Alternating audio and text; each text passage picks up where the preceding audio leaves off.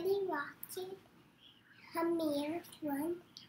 This is my son. He's 4 years old, and he also likes diamond painting. Well, at least he dots about 20 drills in a day and then moves on to something else. So he'll probably be done with his Spider-Man diamond painting by Christmas time, right?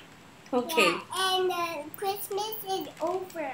Yes, it's already over, but Christmas is going to be a long ways to go, about 11 more months. So anyhow, this is an FAQs for diamond painting newbies, and I'm no expert. I just discovered diamond painting last year, November, but ever since I started it, I just got hooked, and I've done several huge pieces. I've done a 3-panel peacock and chalice, which was, you know, it took a long time to make, but it was tedious, but equally beautiful.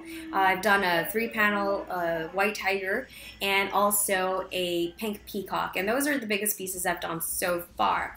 Recently, I've done a Buddha diamond painting, which is just a medium size, and we're going to talk about tips that I feel have helped me make these paintings, and hopefully they'll be able to help you as well. I've gotten this question in the past from friends of mine who wanted to get into diamond painting. And I gotta tell you, I keep all of my leftover beads. So these are all the resins that I have. Some of them I've just cut them and placed them in here and didn't even transfer it to any kind of container or a Ziploc bag. I just kept them in here, but I just made sure that they were kept in a container that keeps them upright so that they don't spill over. And then I just seal it up with tape once I'm done. So that way you still have the DMC code right over there, 581, or is that 561? 581. You've still got the DMC code on there, and I can still refer to it in the future if I need that particular code for another diamond painting. So I just keep them all in here, and as you can see, there's a lot. I even have those special bigger types of beads from the peacock ones that I've done, and they're all in this bag. So I just keep all of them. So I suggest keep all of them. You'll never know if you'll need it again. Maybe a friend of yours will spill hers all over the floor and the dog will lick it up or something, and she'll need your help in getting a particular code of beads. At least you can help out or help yourself. So I'm talking about that pink piece that is included in all of these diamond paintings. So since you get usually, and it's all like this, like green tray with a pink pen, and then this is that wax that we're talking about. So this is actually what helps your pen pick up the bead. So don't worry about it, because actually, where is my tin can? Let me show you the one I've been using, and I have done, it's not here. Oh, here it is. I've done 2 big pieces of diamond paintings, and I'm still using the same exact one. And I still can actually still use this for my next project before I even proceed to a bigger piece. So this is probably going to last me about 5 more projects. And you don't have to worry, because if you're ordering a lot of diamond paintings, you're going to get a ton of these trays with the wax in them. And so far, this is the one pack that I've collected from all of my diamond paintings. And I am still using the very same one that I got from my first diamond painting. I just keep these for whatever. Maybe I'll make like a Lego castle type structure out of this one day, since I'm collecting a lot of those. So yeah. Next is, how do you make straight lines? Okay, so if you want to make straight lines, what you can do is you can go row by row and then skip a row and then go another row, skip a row. That way you can fill in between, and you're actually focusing on the code instead of trying to squeeze them together and then leaving gaps in the middle.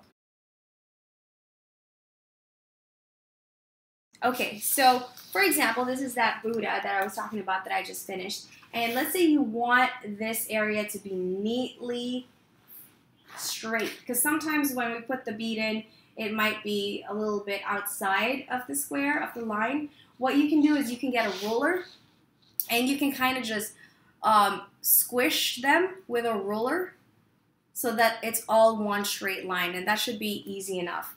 For some, if you have one of those pens that have the long, flat areas, you can actually use this as a sort of ruler each time you're moving forward. So you can just kind of press them like that.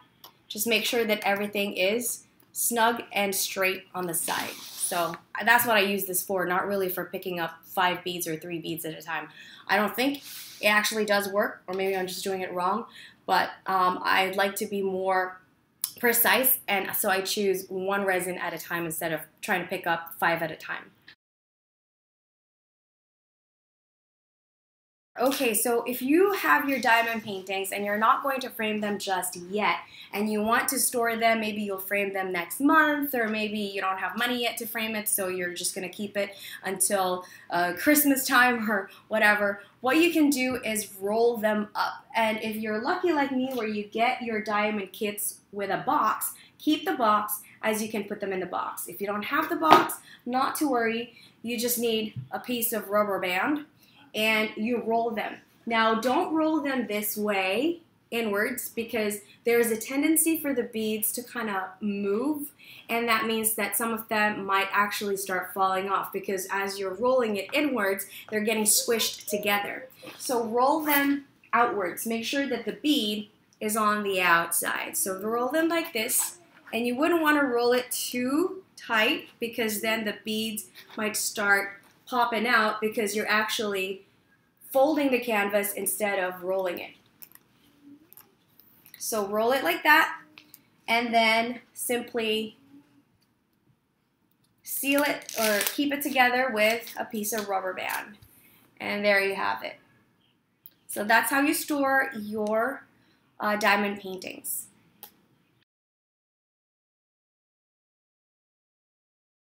So what I do is I just get a book and I kind of just press it down as I work patch by patch by patch. Sometimes there's a tendency to forget to do that after you've done the painting because you're just so excited. So what you can do is after you've done a small area is do that right away before you move on to the next new area that you will be dotting resins with.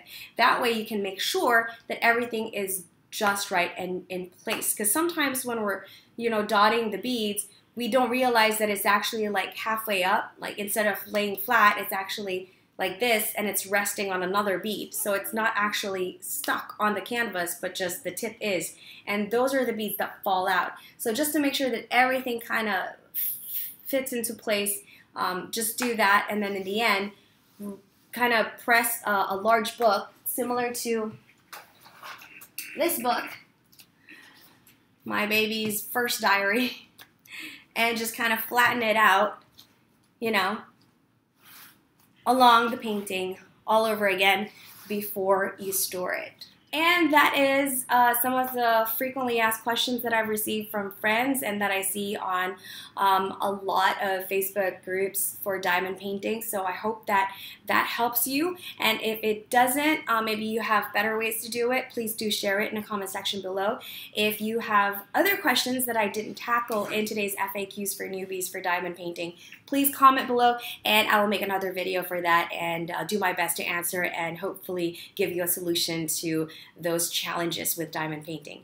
Thank you so much for watching my video. Please give it a thumbs up and don't forget to subscribe. Bye! Say bye, Rocket. Bye.